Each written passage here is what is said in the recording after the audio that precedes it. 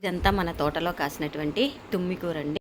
అబ్బచ్చా, అవునా? మాకు తెలీదా? మన తోటలో ఇప్పుడు ఏంటంట, ఏం చేయాలి? చూడండి, కొద్దీ తినాలనిపిస్తుంది. ఆరోగ్యానికి కూడా చాలా అంత గ్యాప్ అవసరమా? మంచిదండి. క్యాన్సర్ని, బోన్ స్ట్రెంత్ని, అబ్బా, అవునా? అయితే చూద్దాం. Hi, hello, welcome back to my channel. Let us start the video. Hi friends, welcome back to my channel. నేను మీ అనుహోతా అండి. ఇవాళ అయితే నేను మీకు చేసి చూపించబోతున్నటువంటి ఆరోగ్య సంజీవిని వంట ఏంటో తెలుసా? మన తోటలో కాసినటువంటి తుమ్మి కూరతో అయితే నేను పప్పు వండి చూపించబోతున్నానండి. ఈ తుమ్మికూర పప్పు చాలా చాలా హెల్తీగా ఉంటుంది. మన శరీరంలో ఉన్నటువంటి క్యాన్సర్ కణాలన్నిటినీ కూడా నాశనం చేసి మనకు ఎముకల పటుత్వాన్ని, క్యాన్సర్ నుంచి నివారణని కూడా ఈ తుమ్మికూర పప్పు అనేది మనకు కలిగిస్తుంది. ఈ తుమ్మికూర పప్పు ప్రయోజనాలు ఏంటో మనం ఆల్రెడీ ఒకసారి వీడియో చేసి మన ఛానల్లో ఉందండి.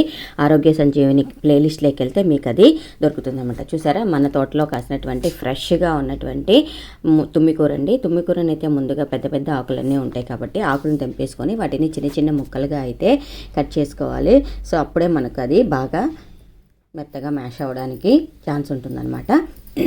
బాగా శుభ్రంగా కట్ చేసేసుకొని అన్ని ఆకులు శుభ్రంగా కట్ చేసుకున్న తర్వాత పక్కకు తీసి ఉంచుకొని దానిని మనం రన్నింగ్ వాటర్లో మనం శుభ్రంగా అయితే కడుక్కోవాలండి. సో ఇలా ఎందుకు కడుక్కోవాలి అంటే, మన తోటలో పండిందే కదా అనుకుంటే కాదు. సో మన తోటలో పండిన మనం మొక్కలకి నీళ్ళు వేసేటప్పుడు ఆ మట్టి అంతా కూడా అందులో పడేటటువంటి ఛాన్సెస్ ఉంటాయి కాబట్టి మొక్కలో నీట్గా శుభ్రంగా కడిగేసుకొని పక్కన ఉంచేసుకోవాలండి. ఈ లోపుగా మనం ఏం చేయాలంటే, పప్పుకి కావాల్సినవన్నీ కూడా ఇక్కడ మనం రెడీ చేసుకున్నాం. ఇది పప్పే కాదండి, పచ్చడి వండుకోవచ్చు, అలాగే పులుసు వండుకోవచ్చు. నేను చపాతీల్లో వాటిల్లో కూడా మిక్స్ చేస్తూ ఉంటాను. అవి ఒక్కొక్కటిగా అయితే మీకు పెడుతూ ఉంటానండి. నేనైతే ఎక్కువగా విరివిగా అయితే ఈ ఆకుకూరని తింటూ ఉంటాను. సో ఎందుకంటే ఇది మెయిన్గా క్యాన్సర్ కణాలని తగ్గిస్తుంది కాబట్టి మనకు ఇప్పుడు ప్రస్తుతం ఉన్న సమాజంలో చాలా రకాలైన వింత వింత రోగాలు వస్తూ ఉన్నాయి. వాటన్నిటి నుంచి మనం రక్షించుకోవడానికి మన వంటింట్లో, మన పెరటలో ఉన్నటువంటి ఆరోగ్యాలకు సంబంధించినటువంటి వాటినన్నిటిని కూడా ఎక్కువగా తీసుకుంటూ ఉంటామన్నమాట. ఇదిగోండి, ఇప్పుడైతే మనం పప్పు స్టార్ట్ చేద్దాం.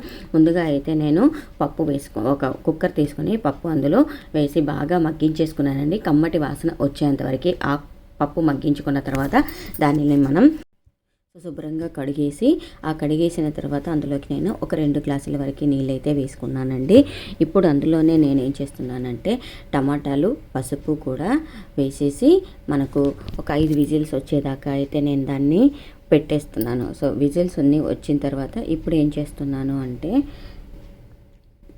మొత్తం తీసేసి ఆవిరిపోయిన తర్వాత తీసేసి ఇప్పుడు ఆ ఉడికించిన పప్పు టమాటాలోనే నేను ముందుగా శుభ్రం చేసి కడిగి పక్కన ఉంచుకున్నటువంటి ఆకుకూరను కూడా అందులో వేసి ఇంకొక 2 విజిల్స్ అయితే పెట్టేస్తాను అనమాట. ఒక 2-3 విజిల్స్ పెట్టినా కూడా పర్వాలేదు.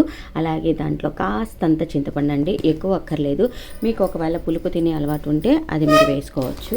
ఇప్పుడు అందులోనే నేను వెల్లుల్లిపాయలు అలాగే పచ్చిమిర్చి కూడా వేసేసానండి. వేసేసి మనం ఇంకొక 2-3 విజిల్స్ పెట్టేసుకుంటే, చూసారు కదా, పప్పు ఆకు మొత్తం కూడా మనకు కావాల్సిన కన్సిస్టెన్సీలో మగ్గిపోయాయి. ఇప్పుడు దాన్ని మనం ఒక మట్టి కుండలోకి తీసుకొని మెత్తగా అయితే మ్యాష్ చేసుకున్నాను. మీ దగ్గర మట్టి కుండ లేకపోయినా మ్యాషర్తో అయినా నీట్గా మ్యాష్ చేసుకోవచ్చు, లేదా మిక్సీ అయినా పడుతూ ఉంటారు కొంతమంది, అలాగైనా పట్టేసుకోవచ్చు.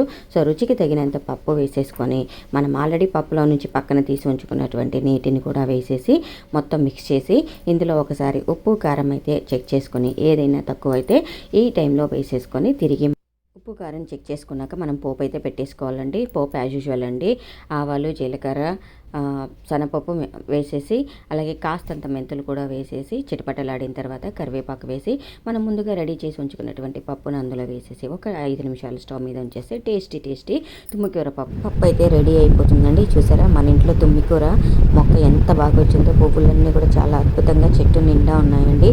ఆ పువ్వులు రాలిపోతే మళ్ళీ మనకు కొత్త మొక్కలు అయితే వస్తూ ఉంటాయి. ఇవి మనం ఇంత ముదురాకులను అయితే చేయకూడదండి. లేతగా ఫ్రెష్గా ఉన్నప్పుడు, చిన్న చిన్న మొక్కలుగా ఉన్నప్పుడు చేసుకుంటేనే టేస్టీగా ఉంటుంది. సో నేను చేసిన ఈ రెసిపీ మీకు నచ్చినట్లయితే నా వీడియోని లైక్ చేయండి, షేర్ చేయండి, కామెంట్ చేయండి అండ్ సబ్స్క్రైబ్ కూడా చేయండి. Thank you for watching friends. Bye.